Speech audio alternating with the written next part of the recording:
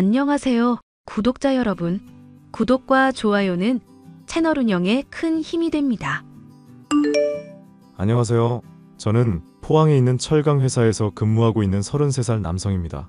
이름을 대면 누구나 알만한 대기업이고 고등학교를 졸업하고 바로 취직한 터라 벌써 근무 13년 차네요. 야간 근무를 끝내고 아침에 퇴근해서 헬스장에서 땀을 쫙 빼고 집에 오니 이렇게 상쾌할 수가 없습니다. 침대와 일심동체가 되기 전 항상 챙겨 듣던 사연 채널에 제 사연을 보내보고자 이렇게 글을 쓰게 되었네요. 제가 33년 인생을 살아오면서 처음으로 배신을 당했던 적이 있는데요. 그 사건을 계기로 비혼 주의에 가까운 생각을 갖게 되었고 누군가를 만나는 것에 대한 두려움이 생겼습니다. 그 당시에는 한동안 아무것도 못하고 방에 틀어박혀 한 달은 꼬박 지냈을 정도로 힘들었거든요. 지금은 이렇게 웃으며 말할 수 있는 이야기지만 한때 저를 힘들게 했던 그 이야기를 지금 써내려가 볼까 해요. 무슨 사연인지 궁금하시죠? 지금 바로 제 사연 시작하겠습니다. 민철아, 할미다. 오늘 졸업식인데 이 할미가 못 가봐서 어떡하누? 할머니, 다리도 아픈데 어디로 온다고 그래? 의사 선생님도 쉬라고 하셨잖아. 나 괜찮으니까 걱정 마. 그려. 어이구 내 새끼 말도 못할 때가 엊그제 같은데 벌써 고등학교 졸업해서 어른이라니. 이게 다 할머니 덕분이야. 아참, 나 개근상 탔다? 다른 건 못 타도 열심히 학교 다닌 티는 냈네. 어이구 장하다. 이제 장가만 보내면 편히 눈 감을 수 있겠어. 할머니, 그게 무슨 소리야. 나랑 평생 같이 살아야지. 오래오래 만수무강해야 해. 자꾸 죽는다는 소리 하지 마. 애구구, 이 늙은이가 또 주책을 부렸구만. 우리 하나밖에 없는 손주 할머니가 미안하다. 아니야. 졸업식 끝났는데 민수랑 짜장면 사 먹고 들어갈게. 원래 졸업식 땐 짜장면인 거 알지? 민수네 부모님이 자장면 사주신다고 해서. 그려. 할머니는 조금 전에 먹었어. 그러니 걱정 말고 먹고 와. 민수 부모님한테 안부 전해드리고 다음에 한번 지나가다 들리라 그래. 김치 더 준다고. 알겠어요. 안 그래도 민수 엄마가 김치 이야기 하시더라. 전해드릴게요. 짜장면만 먹고 바로 들어갈게. 할머니 편히 쉬고 있어. 오냐. 항상 차 조심하고 다시 한번 졸업 축하한다. 내 새끼. 저는 일찍이 부모님을 모두 여의고 할머니 손에서 자랐습니다. 언젠지 기억도 안 나지만 할머니와 살게 된 건 유치원에 다니기 시작할 무렵이었습니다. 할머니는 제가 부모님이 계시지 않는다는 이유로 없어 보이거나 부족하다는 말을 듣지 않게 하기 위해 많은 노력을 하셨어요. 다리 수술을 하기 전까지는 식당에서 설거지와 반찬을 만드는 일을 하시며 저를 뒷바라지 하셨습니다. 본인이 먹을 것, 입을 것 아껴가며 저를 위해 주셨고 할머니 덕분에 저는 어긋나는 일 없이 무사히 고등학교를 졸업했죠. 할머니는 대학에 진학하는 걸 바라셨지만 저는 일찍 철이 들다 보니 대학에 가는 것보다는 돈을 벌고 싶었습니다. 운 좋게 대기업 인턴으로 근무를 하게 되었고 좋게 평가되어 인턴 계약 기간이 끝남과 동시에 정규직으로 전환이 되었죠. 남들은 들어가기 힘들다는 대기업에 어린 나이에 입사해 많은 월급을 받게 되었고 틈틈이 저축도 하며 열심히 살았습니다. 22살이 되던 해남들 다 가는 군대도 다녀왔죠. 연로하신 할머니가 홀로 계시는 게 걱정이 되었지만 동네 어르신들이 잘 보살펴드리겠다며 제 걱정의 짐을 덜어주셨습니다. 무사히 전역하고 회사에 복직해 예전처럼 열심히 일했어요. 그렇게 시간이 흘러 20대 후반이 되었을 때 직장 동료의 소개로 예비 신부를 만났습니다. 진호씨, 요즘 업무하는 건 어때? 오랜만에 복직해서 일하려니 많이 힘들지? 아, 선배님, 저는 괜찮습니다. 아무렴 힘들어도 군 생활보단 낫죠. 하하, 그렇지. 오늘 퇴근하고 나랑 소주 한잔 어때?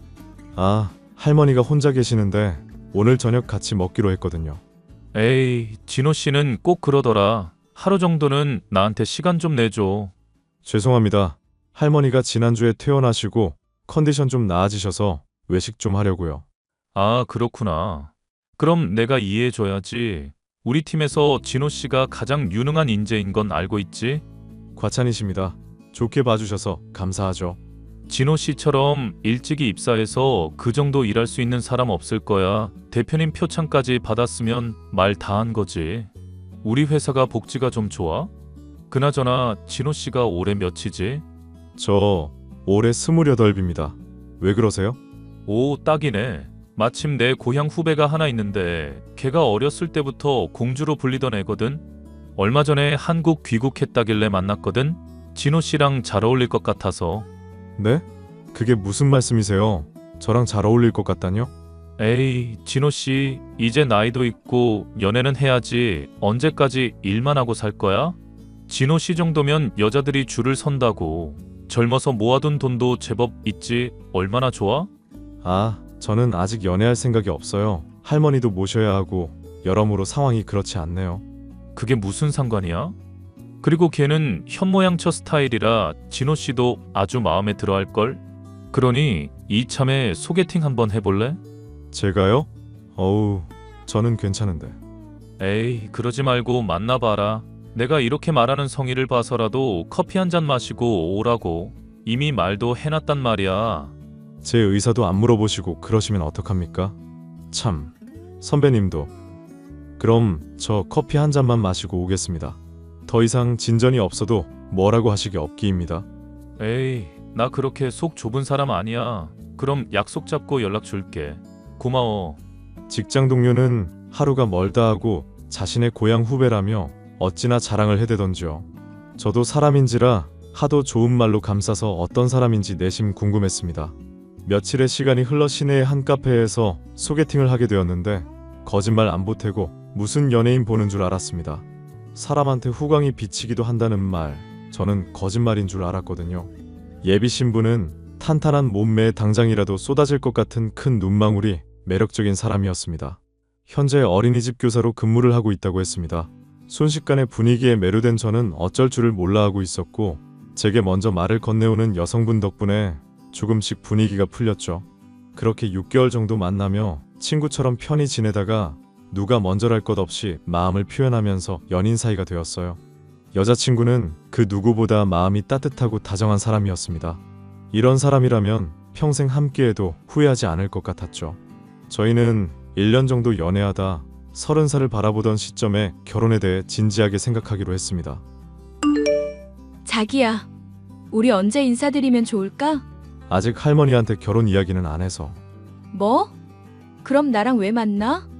나랑 결혼 이야기 오고 갔으면 당연히 할머니한테 말씀드렸어야지. 내가 연애가 처음이기도 하고 신중하게 생각해야 할 것 같아서. 할머니 병원 왔다 갔다 하시고. 그럼 내가 못 믿었다 이거야? 아니 그런 뜻이 아니야. 자기 기분 나쁘라고 한 게 아닌데. 아니 사실 조금 무섭거든. 뭐가 무서운데? 서로 사랑하면 결혼하면 되는 거지. 뭐가 그렇게 무서워서. 우리 부모님 나 어렸을 때 돌아가셨잖아. 그렇게 한순간에 모든 걸 잃었는데 내가 과연 살아가면서 잘 해나갈 수 있을지 그런 거 고민한 거야. 절대 다른 뜻 없어. 에이, 난 또 뭐라고. 남들 하는 만큼만 하면서 살면 되지. 솔직히 가족 생기는 거 엄청 좋은 일이야. 하지만 내 경우엔 좀 다르잖아. 생각할 것도 많고 그리고 더더욱이 할머니가 계시고. 그게 무슨 문제라도 돼? 요즘 사람들 시댁 식구들이랑 잘 안 살잖아. 근처에 사는 것도 싫어한대. 나는 우리 할머니 안 모실 수 있는 환경이 아니거든. 이리저리 복잡했어. 뭐 당신이 그렇게 생각할 수도 있지. 그래도 너무했다. 우리가 만나온 시간이 있는데 좋게 생각해줬으면 좋겠어.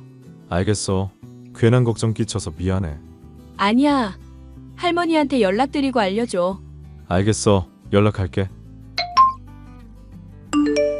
할머니, 저녁은 챙겨 드셨어? 그려, 먹었지. 오늘 야간 근무라고 안 했어. 일은 어쩌고 이렇게 연락을 한다냐. 아, 쉬는 시간이라서 할머니한테 할 말도 있고. 할 말이라니 무슨 일이라도 있는 게야. 아니. 사실 나 여자친구 있거든. 진지하게 만나고 있어. 여자친구, 우리 손주가 짝꿍을 만났나 보구나. 그래서 뭐 하는 처자니? 어린이집에서 교사예요. 나랑 친하게 지내는 민철 선배 있지? 그 선배가 소개해줬는데 만난 지 1년 반 정도 됐어.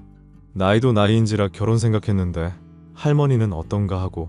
아이고, 그런 게 있으면 진작에 이야기했어야지. 이 할머니가 좋고 싫고가 뭐가 있냐. 하나밖에 없는 우리 손주 장가가는 것까지는 보고 가야 마음이 편하겠는데. 또 그런다. 그럼 조만간 여자친구랑 인사드리러 갈게요. 그래도 되죠? 암만 되고 말고 손자 며느리 될 사람 온다는데 거하게 한상 차려놔야겠네. 난 또 무슨 일이라고. 할머니 다리도 안 좋은데 무리하지 말고 우리 외식해요. 옛기 집에 귀한 손님 올 때는 손수 대접하는 거야. 이 할머니 아직 잘 걸어 다닌다. 그러니 걱정 말고 날만 정해지면 알려주거라. 장도 봐야 하니까. 네, 알았어요. 여자친구한테 연락해 둘게요. 할머니 뭐 갖고 싶은 거 있어요? 인사드리러 가는 날 선물 사갈게. 그런 거 필요 없다. 몸만 와도 되니까 그냥 오라 해. 손자 며느리 돼주는 것만으로도 감지덕지지. 그렇게 좋아? 그럼 좋다마다 손주 녀석 장가 간다는데 이제 하늘나라 가서 내 엄마 아빠 만나면 허리 좀 펼 수 있겠다. 할머니, 그럼 조만간 찾아뵐게요. 오늘 뭐 아무것도 하지 말고 일찍 주무세요. 맨날 드라마 보다가 자지 말고. 결국 마음을 먹은 저는 예비 신부를 할머니께 소개해드렸습니다. 할머니는 참하고 예쁜 새색시 데려왔다며 무척이나 좋아하셨고 예비 신부를 정말 어여삐 여겨주셨어요. 처음 인사를 드리고 난 뒤 어려울 법한데도 친해져야 한다며 제가 없이도 저희 집에 가서 할머니와 말동무도 하고 식사도 챙겨드리고 의외의 모습을 보여주더군요. 전 이때까지만 해도 세상에서 제일 단아하고 어른 공경할 줄 알고 예의 바른 사람이 예비 신부인 줄 알았어요. 제 상황을 알고 저와 함께가 아니더라도 할머니를 자주 찾아뵙고 말동무도 해드리고 하더라고요. 그 모습에 한 번 더 반한 저는 예비 신부에게 프로포즈를 하게 되었습니다. 그러고서는 본격적인 결혼 준비를 하기 시작했습니다. 할머니는 평생을 일하시면서 모아두신 적금 통장을 제게 주시면서 행복하게 살라고 하셨습니다. 부모님이 돌아가시면서 받은 사망보험금 7천만 원, 그리고 할머니가 틈틈이 모은 돈까지 합하면 2억 정도 되는 금액이었죠. 예비처가 쪽에서도 결혼 비용으로 절반 정도 보태주신다고 했고 대충 1억이 넘는 금액을 지원해 주신다고 했습니다. 자기야, 우리 결혼 비용이 그렇게 많이 필요한가? 솔직히 다른 건 간소하게 한다고 해도 집이 제일 걱정이라. 집은 생각해둔 게 있어? 요즘 포항에도 브랜드 아파트 많이 생겨서 고르는 재미가 쏠쏠하지. 자기만 괜찮으면 우리 회사에서 보유하고 있는 아파트가 있는데 약간 관사 개념처럼 운용되거든? 일정한 금액을 보증금처럼 내고 한 달에 얼마 세만 내고 사는 거야. 그런 게 있어? 그럼 여러 사람이 살다 나간 집일 거잖아. 난 우리 시작이 좀 깨끗했으면 좋겠어. 이왕이면 아파트를 고집하는 게 나중에 되팔기에도 좋고. 우리 아직 시작하는 단계고 살면서 돈을 모아서 나중에 노후에 즐기는 게 낫지 않아? 굳이 처음부터 무리해서 시작할 이유는 없는 것 같아. 그리고 회사 관사라고 해서 안 좋을 것도 없는 게 시내 쪽에 아파트 짓고 있는데 알지? 그럼 알지. 거기 신축 아파트 뭐 짓고 있긴 하던데 자기네 회사에서 짓는 거던데 혹시 거기 말하는 거야? 내가 말하는 곳이 거기야. 이번에 새로 짓고 있거든. 아, 그럼 좋지. 되팔진 못하더라도 어디 가서 기죽진 않겠다. 그럼 집 문제는 해결된 거다? 이번에 평수도 넓게 뺀다고 그러더라고. 36평쯤 될 거야. 와, 넓네. 우리 신랑 능력 있구나. 근데 혹시 뭐 하나 물어봐도 돼? 뭔데? 당신 모아둔 돈 얼마나 있어? 솔직히 내가 정교사도 아니고 언제 잘려도 모르는 상황인데 나 카페 해보고 싶어서. 그건 차차 생각해보자. 일단 결혼이 우선이니까. 그리고 당신이 하고 싶은 일 있으면 언제든 주저하지 말고 말해줘. 같이 생각해보고 진행하던지 하면 되니까. 우와, 정말이지? 아무튼 고마워. 역시 자기밖에 없어. 해줄 수 있는 건 해줘야지. 카페 차리면 꾸준히 할 수 있잖아.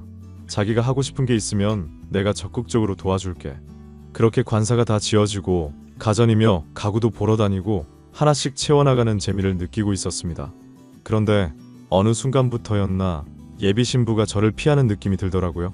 제가 뭘 잘못했나 싶기도 하고 결혼을 앞두고 마음이 심란한가 싶어 저는 되게 조심스러웠습니다.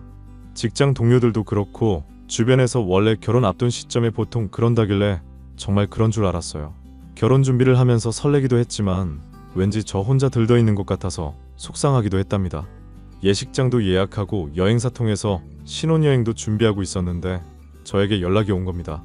무슨 연락인가 하고 받아보니 예비 신부에게 처리하라고 돈을 줬는데 아직 처리를 안 한 건지 마감 기한이 지났다고 하는 겁니다. 적은 돈도 아니고 2천만 원 가까이 되는 돈을 안일하게 처리하진 않았을 것 같아 일단 급한 대로 제가 처리를 했죠. 그러고선 예비 신부에게 연락을 했더니 무언가 당황한 것처럼 전화를 받는 겁니다. 자기야, 예식장이랑 여행사에서 연락 왔는데 입금 처리 안 됐다고 하더라. 혹시 깜빡한 거야? 응? 뭐라고? 우리 예식장 계약한 거 잔금까지 다 치르기로 했는데 아직 정산이 안 됐다고 하고 여행사에서도 계약금 걸어야 예약된다고 하던데. 지금 어디야? 아, 그게 나 볼 일이 있어서 지금 다른 데 나와 있거든. 오늘 어린이집 쉬는 날이라 다른 친구들 좀 만나느라고. 그래? 요즘 도통 연락이 안 되네. 결혼 전이라 싱숭생숭한 거 알겠지만 그래도 처리해야 될 일들이 있으니 연락 유지는 좀 해줬으면 좋겠네. 미안해. 친구들이랑 있는데 내가 나중에 연락해도 될까? 어떤 친구? 내가 모르는 친구야? 중학교 동창이야. 어렸을 때부터 알고 지내던. 당신은 몰라. 아무튼 나 친구들이 결혼 축하 파티 해준다고 하니까 시간 좀 보내다 들어갈게. 늦게 들어가니까 신경 쓰지 말고 먼저 자던지 일 봐. 알겠어. 무슨 일 있으면 연락해. 아, 맞다. 그럼 내가 준 돈은 어떻게 한 거야? 가지고 있어? 돈. 내가 지금 말하기가 좀 곤란하거든. 나중에 연락할게. 아니, 그냥 있다 없다 말하면 될 건데. 다른 데다 쓴 건 아니지? 그냥 좀 내가 나중에 연락한다고. 왜 이렇게 집착이 심해? 친구들이랑 있다니까? 알겠어. 왜 화를 내고 그래? 사람 무한하게. 재밌게 놀고 이따 연락해. 저는 이상하다 싶을 정도로 날이 선 예비 신부의 목소리에 기분이 상할 수밖에 없었어요. 제가 정말 수상쩍었던 건 결혼 축하 파티를 해준다던 친구들이 주변에 있어야 하는데 정말 조용했다는 겁니다. 그리고 어렴풋이 들었던 것 같지만 예비 신부가 상당히 숨차듯이 말을 했다는 겁니다. 해서는 안 될 상상이지만 혹여나 싶은 마음에 작은 의심을 하게 되었어요. 얼마 뒤 그 의심은 현실이 되고 말았습니다. 제가 갑자기 근무 스케줄이 바뀌는 바람에 며칠 만나지 못했는데 서프라이즈로 깜짝 이벤트를 해주고 싶었어요. 집에서 쉬고 있다길래 주간 근무가 끝나자마자 저녁 시간에 맞춰 커피와 디저트 그리고 간단히 먹을 음식을 사서 예비 신부의 집 근처로 갔습니다. 잠시 외출을 한 것 같길래 주차장에 차를 세워두고 기다리고 있었죠. 그런데 말입니다. 잠시 뒤 예비 신부가 웬 남자와 함께 집으로 돌아오는데 상당히 익숙해 보이는 게 아니겠어요? 옆에 있던 남자와 다정하게 팔짱도 끼고 스킨십도 하고 누가 보면 애틋한 연인 사이 같았죠. 그런데 거리가 가까워질수록 자세히 보니 그 남자는 저에게 예비 신부를 소개해준 직장 동료였습니다. 둘이 잠시 이야기를 나누더니 집으로 같이 들어가는데 왠지 따라가야 할 것 같은 느낌이 들었죠. 숨죽이고 예비 신부 집 현관 앞에서 서성이는데 듣지 말아야 할 소리까지 들었어요. 민망한 건 둘째치고 너무나도 적나라한 소리에 당황스럽기 그지없더군요. 이내 정신을 차리고 상황 파악을 한 뒤 확실한 증거를 잡기 위해 때를 기다리기로 했습니다. 자기야, 어제 집에 없었어? 왜? 나 집에 있었지. 왜 그러는데? 아니, 나 어제 근무 끝나고 얼굴도 볼 겸 집에 찾아갔는데 불은 켜져 있는데 반응이 없어서 연락도 안 되고 커피 사서 갔었거든. 뭐? 왜 말도 없이 와? 며칠 못 봤잖아. 갈 수도 있지 뭘 그래? 결혼할 사이인데 새삼스럽게. 나도 개인 프라이버시가 있는 사람이야. 결혼해서도 좀 지켜줘. 당신 그런 사람 아니잖아. 내가 어떤 사람인데? 뭐 내가 알면 안 되는 거라도 있나? 말을 왜 그렇게 해? 사람 참 이상하게 만든다. 아무튼 다음에 연락하고 와. 그래, 어려운 거 아니니까 내가 미안해. 그나저나 지난번에 친구들이 파티해 준 거 재밌었어? 응, 재밌었지. 요즘 여자들 그런 거 많이 하던데 사진도 찍고 자기도 사진 좀 보여줘. 그런 거 요즘 예쁘게 잘하더구먼. 내가 미처 사진을 못 찍었네. 다른 친구들이 찍었는데. 하하. 그럴 수도 있지 뭐. 사진 보고 싶었는데. 오늘 늦게 퇴근해? 아니, 5시쯤에 퇴근하지. 왜? 얼굴 좀 볼까 했지.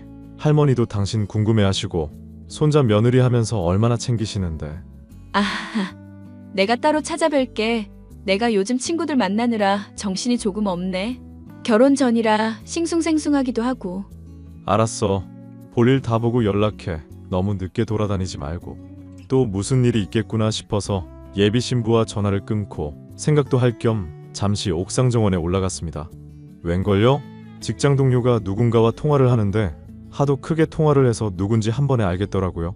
저는 모든 대화를 녹음하기 시작했습니다. 대화를 들을수록 가관이었어요. 자기야. 아무래도 우리 들킬 것 같아. 조금 신경을 써야 할 것 같은데? 그게 무슨 소리야? 아니, 진호 씨가 자꾸 우리 집에 오는 것도 그렇고 연락 안 된다고 투덜대는 것도 그렇고 뭔가 알고 그러는 것 같아서. 아, 걱정 마. 그렇게 둔에 빠진 새끼가 뭘 알아? 알았어도 진작에 알았어야지. 그런 순둥이 없으니까 잘 구슬려봐. 하긴 호구인 것 같긴 해. 지난번에 2천만 원도 그 뒤로는 뭐 안 묻더라? 잊어버린 건지 그냥 그러려니 하는 건지. 봐봐, 걔가 그런다니까? 자기 사람이라 생각하고 널 완벽하게 믿은 거지. 이왕 이렇게 된 거 결혼자금 다 달라 그래. 서류상 이혼하고 그런 거 문제 안 되니까 경제권은 네가 가져와. 그러다 들키면? 들키면 뭐 어쩔 수 없는 거지. 결혼해서 적당한 시기 봐서 이유 둘러대고 이혼해. 위자료 빵빵하게 뜯어내고. 성공할 수 있겠지? 정말 기록에 안 남는 거 맞아? 초본 이런 거 떼보지 않는 이상 몰라. 그리고 그런 거 뗄 이유가 뭐가 있어? 그냥 살림은 다 네가 한다 그래. 할머니도 대충 시기 맞춰서 들여다보면서 맞장구 쳐주고. 내가 지난번에 들었는데 결혼자금으로 할머니가 2억 준다고 했다더라. 없어 보여도 다 알짜배기라고. 정말? 나한테는 별말 없었는데. 나 카페 차려달라고 하긴 했거든. 그 돈 받아서 먹고 튀어야겠다. 벌써 그러면 안 되지. 아주 쪽쪽 빨아먹고 그래야 해. 근데 생각해보니까 진짜 이 남자 완전 호구야. 나 결혼 선물로 차 받았다니까? 명품 백도 사주고. 내 말 한마디면 빌빌 기어. 그러니까 내 말이 그거라고. 이런 기회 흔치 않아. 잘해보자. 그래. 우리도 부자 돼보는 거야. 게다가 어미 아비도 없어서 정말 개꿀이야. 얼른 결혼해서 개꿀 인생 살고 싶다. 부모가 어려서 일찍 죽었다나 봐. 그건 들어서 알고 있어. 근데 너무 티내지 마. 가벼워 보이니까. 저는 제 돌아가신 부모님까지 욕보이며 대화를 나누는 그 사람들을 도저히 두고 볼 수 없었습니다. 성큼성큼 다가가 휴대전화를 뺏어들고는 예비 신부에게 소리쳤습니다. 당황해하는 직장 동료와 전화기 너머로 고래고래 소리치는 예비 신부가 아주 가관이더군요. 이 정신 나간 년아, 네 인생 지옥으로 보내줄게. 뭐야? 야, 너 지금 뭐 하는 짓이야? 선배님, 지금 저랑 장난하세요? 혹시나 했는데 역시나였네요. 어떻게 저한테 이러실 수 있으세요? 뭐가? 진호 씨, 지금 이게. 저 처음부터 끝까지 다 들었거든요. 그리고 얼마 전에 예비 신부 집 앞에서 둘이 들어가는 것도 보고. 야, 배소희, 너 사람 잘못 봤다? 여보. 오해야. 여보는 무슨... 너 내 2천만 원 당장 들고 튀어와. 1시간 준다. 갑자기 왜 그래? 지금 이거 오해하는 거야. 그래, 오해야 진호 씨. 내가 다 설명해 줄게. 원래 우리 둘이 고향 선후배 사이잖아. 친하니까 통화도 할 수 있는 거고. 그래. 자기야, 무슨 오해가 있는 것 같은데. 당신이 생각하는 그런 거 절대 아니야. 2천만 원은 내가 지금 바로 보내줄게. 아, 고향 선후배 사이라서 남의 와이프 될 사람 집에서 같이 잠을 잡니까? 내가 그날 얼마나 처참했는지 알아?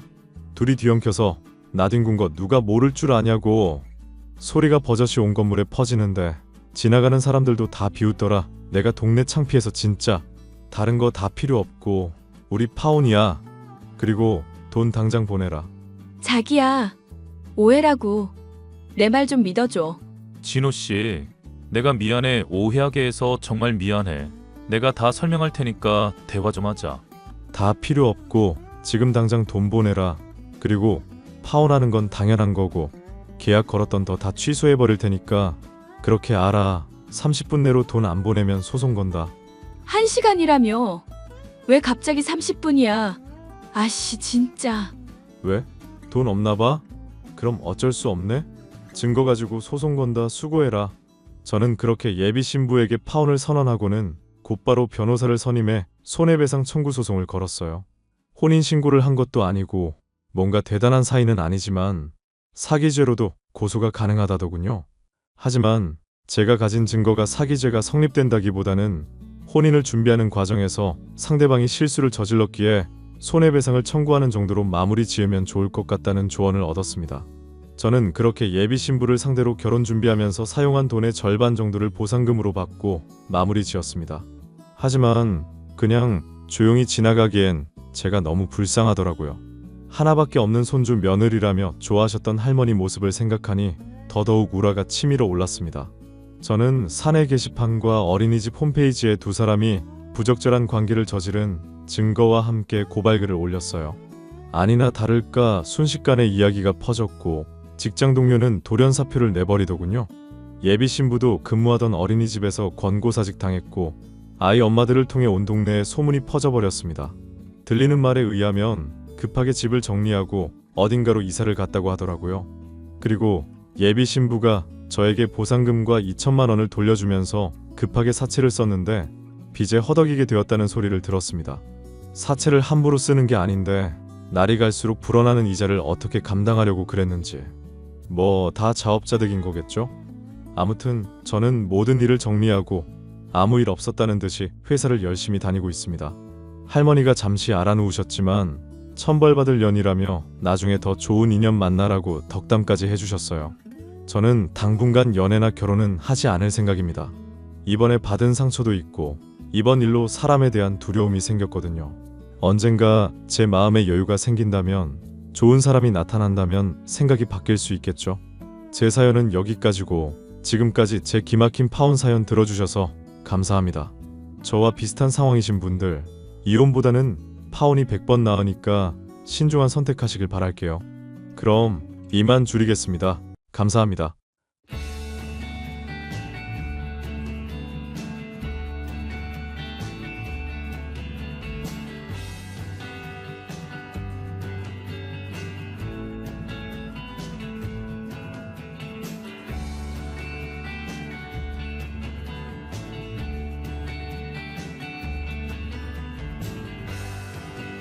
저기 형석아, 잠깐 할 말이 있는데. 뭔데? 갑자기 할 말이라니 중요한 얘기야? 전화할까? 사실 전화하고 싶었는데 이런 건 글로 남기는 편이 나을 것 같아서. 카톡으로 해도 괜찮을까? 응, 괜찮아. 하고 싶은 말이 뭔데? 우리도 만난 지 벌써 5년이나 됐고 이제 서로 20대 후반이잖아. 그렇지, 우리 둘 다 이제 곧 30이지. 그치? 그래서 나도 슬슬 결혼이 하고 싶어서. 20대 후반이면 나이도 딱 적당하고 내 또래 친구들은 거의 다 결혼했단 말이야. 그렇긴 한데 내가 전에도 얘기했잖아. 결혼은 조금만 더 기다려달라고. 지금은 가업을 이으려고 공부 중이라서 배울 것도 많고 내가 많이 바쁘거든?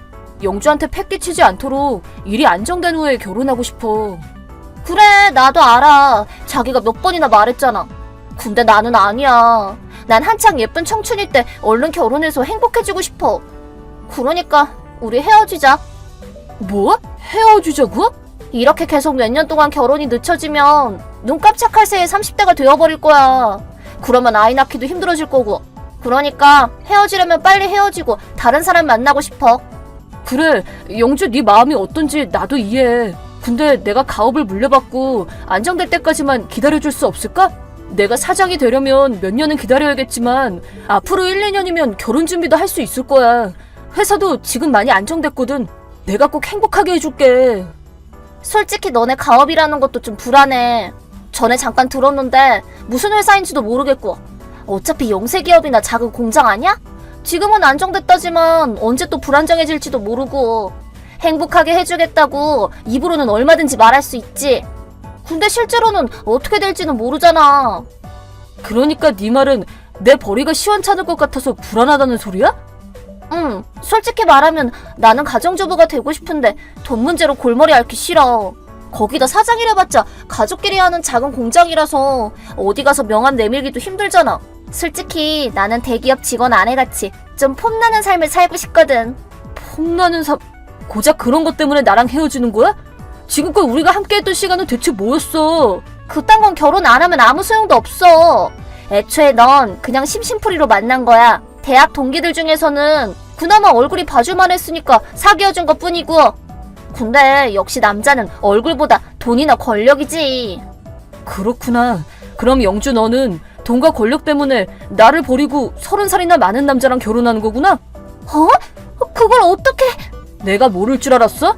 네가 만남 사이트에서 만난 남자랑 바람 피우고 있는 거 진작에 눈치채고 있었어. 상대는 이혼 경력 2번에 환갑을 앞둔 대기업 전무였나? 그게 뭐 어때서? 내가 누굴 만나든 너랑 무슨 상관인데? 너랑 난 이제 헤어질 거고 약혼한 것도 아니고 네가 날 속박할 권리 따위는 없거든? 누구랑 결혼하든 내 마음이야. 돈도 못 버는 영세공장의 사장 아내보다는 연봉 1억이 넘는 대기업 전무 아내가 훨씬 낫거든? 얼굴이랑 나이는 없지만 돈이랑 권력은 갖춘 사람이네. 그래, 네가 원하는 남자 조건에 딱이다. 그래, 나한테는 너보다 훨씬 좋은 남자가 있거든? 그니까 나한테 집착하지 말고 당장 헤어져줘. 알았어. 그렇게까지 말하는데 놔줘야지. 네가 하고 싶은 대로 해. 진작에 그럴 것이지. 그럼 이제 우리 사이는 이걸로 끝이야. 앞으로 2번 다시 연락하지 마라. 난 전무 사모님, 너는 다 쓰러져가는 공장 사장. 우리는 사는 세계가 다르다고. 알았어? 알았어. 다시는 연락할 일 없을 거야. 내 연락처도 차단해도 돼. 그럼 잘 살고 행복해라. 쓸데없는 참견 마. 내가 알아서 잘 먹고 잘 살 테니까.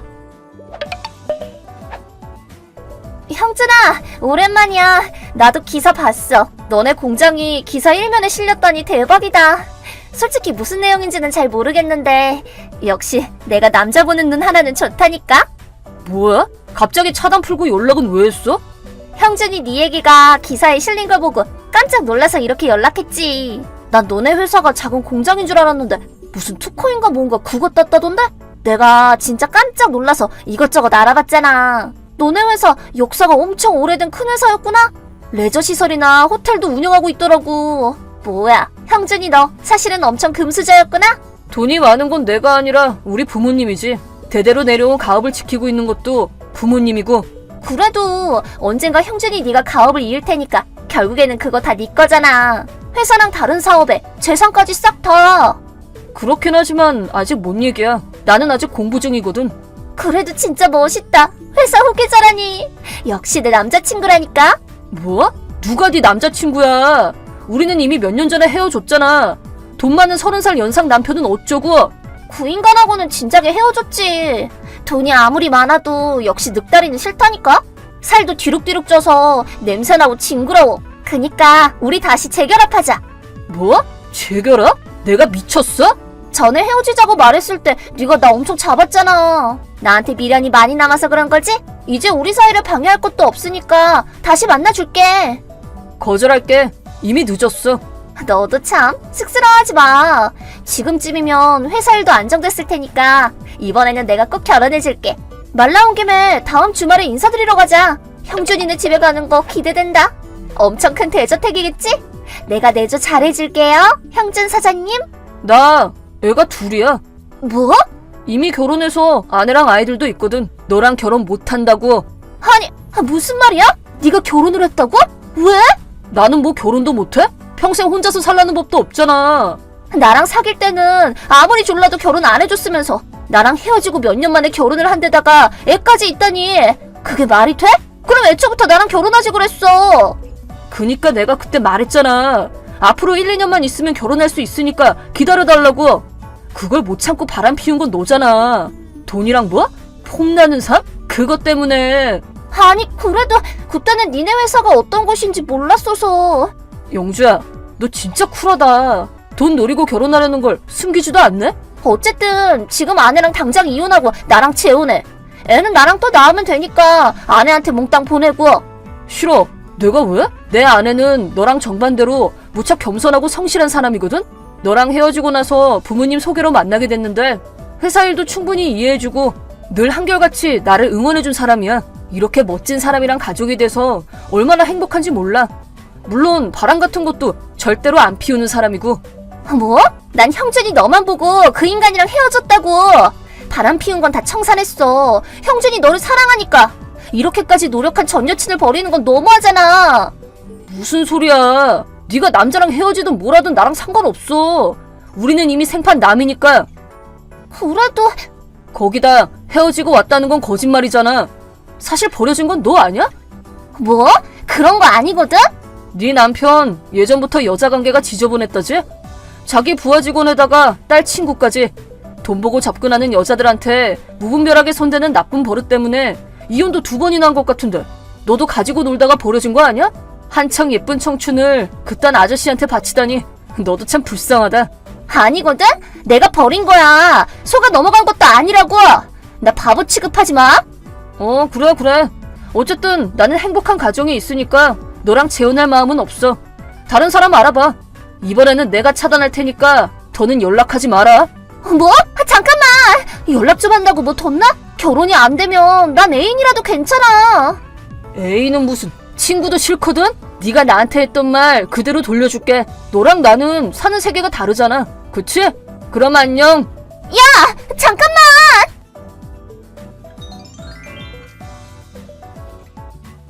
영주는 그 후로 저희 부모님 댁을 찾아와 어슬렁거리면서 우편물을 훔치거나 정원에 음식물 쓰레기를 던지기도 했습니다. 그 현장을 CCTV로 잡아서 스토커로 경찰에 신고했죠. 사죄를 하러 영주 부모님께서 저희 집에 오셔서 다시는 우리 눈앞에 띄지 않도록 감시하는 걸 조건으로 소액의 위자료로 합의를 보고 영주를 데려가셨어요. 그 후로 영주를 본 적은 한 번도 없습니다.